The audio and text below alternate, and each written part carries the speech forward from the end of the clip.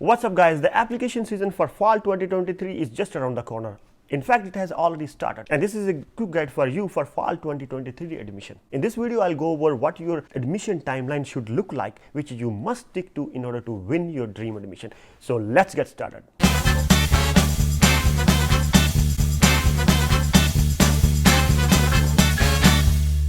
Universities like Stanford, Harvard, Caltech start accepting the applications as early as in September or October, whereas the university like the University of North Carolina or University of Washington, St. Louis have deadlines till the March or April every year. So the application window varies for different universities. That's first thing you have to keep in mind. The application window. When does a university start accepting the applications and when is the deadline? So that time frame, that application window is very important for you guys. So let's say if you want to apply for those tier 1 universities like Stanford, Harvard and Caltech, which starts accepting applications by September or October, it means you have to be ready by September or October. The common mistake among the students who apply for these universities is they race against the time. If the deadline is in December, they try to finish their application just close to December or just a few days before December. And that is exactly I want to warn you about, because this is not a good practice. If you want to maximize your chances of admission, you should complete your application as soon as the university starts accepting the applications. Which means for these universities, you have to be ready by September or October. Which means you have to be ready with your TOEFL score, you have to be ready with your GRE score, you have to have your LORs written, you have to have your SOPs, you have to have everything. If you need any course evaluation, you need to have that ready too. A lot of stuff. Yes. So you have to be ready. So here's a quick timeline for you guys. But before I do that, I want you to smash the subscribe button and gently tap the like button as well, because that will help me win the YouTube algorithm and reach to a wider audience. Thank you. So first thing is GRE and TOEFL score. If you want to target those first year universities that I just mentioned, you have to write your GRE in August or at max early September. The earlier you can do is better, because GRE TOEFL score remain valid for a few years. So even if you can write before that, that is very good.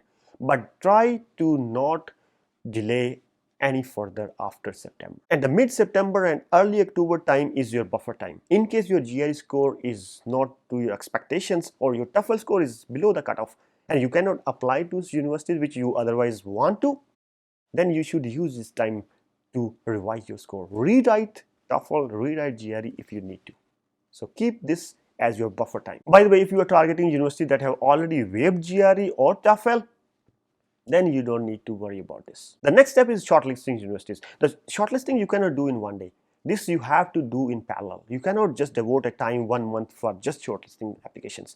So you have to do this as you are preparing for GRE and TOEFL. So utilize that time from May, June, July and August, these 4 months.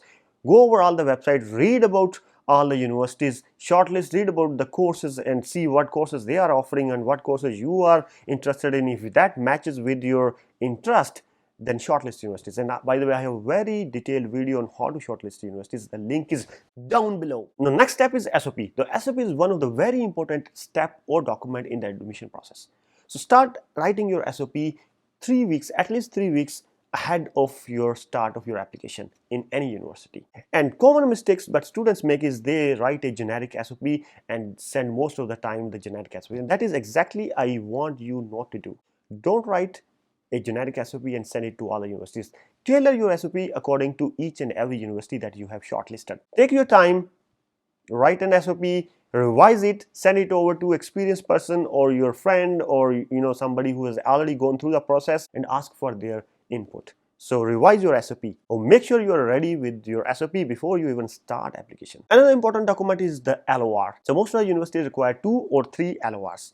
So before you put your recommender's name in the university portal when you apply for the admission, talk to your recommenders. Make sure that they are willing to give you a very good recommendation letter. Now, if you are wondering what does a good LOR look like, not a problem. I have already made a very detailed video. The link is down here. Let's talk about the other documents. As soon as you start your application, you also have to be ready with other documents like your transcripts, your course evaluation, your provisional degree, your provisional detail marks cards, and all those documents that you have to prepare in advance. By the way, not all the students need provisional degree or provisional DMC, because in case you already have the original degree and the detail marks card, you don't need a provisional one. And the next step is offer letter. Typically, students start getting offer letter in January onwards. So if you apply now for the fall 2023, you should expect your offer letter anytime between January 23 to June 23. And most of the universities ask you to provide a financial document or financial proof that you have enough fund to support your 3, 4, 5 years in the university before they issue you I-20. So make sure you make your financial planning in advance, which includes, by the way, your bank loan. If you want to take a bank loan, make sure you talk to a bank. If you have a family loan, be ready. If you want to deposit some money in your account, be ready. Deposit the money in advance, like 3, 4 months in advance, so that you can generate a bank statement from that account. Just be ready. Unless you show you a proof of fund, university will never issue you I-20, and that's a problem. So be ready with your financial documents. And in case you have a full financial support from your university, you don't need any financial document, then you are good. The next thing is financial support. As soon as you shortlist universities, you should start looking your financial support as well. The financial support includes your TA-ship, RA-ship, bursaries, scholarships, and scholarships are further need-based and merit-based scholarships, all kind of financial support. And do this from August 2022 to August 2023 until you start your program. So you should keep looking. Don't rest until you get one. And believe me, it is very much possible to get a full financial support in US. I have done it myself.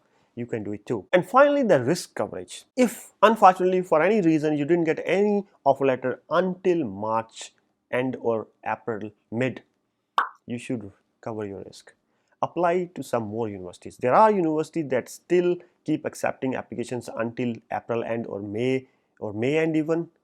Apply to few of those universities just to cover the risk. Losing 1 year or 1 semester is really worse than losing a couple of $100 on few extra applications. So apply to more extra late universities, cover your risk. Finally, the onboarding. Once you have an offer letter or multiple offer letters and you decide which university you want to go, you can start your onboarding process. It typically starts or should start from April 2023 and onwards until August 2023. And that includes your visa, shopping, leasing an apartment, that's a big one, and of course watching my other videos on US life. Do that, believe me, it will help you. Well, that's all. If you want a detailed video, I have already made a very detailed video for the fall application timeline. The video is down here again.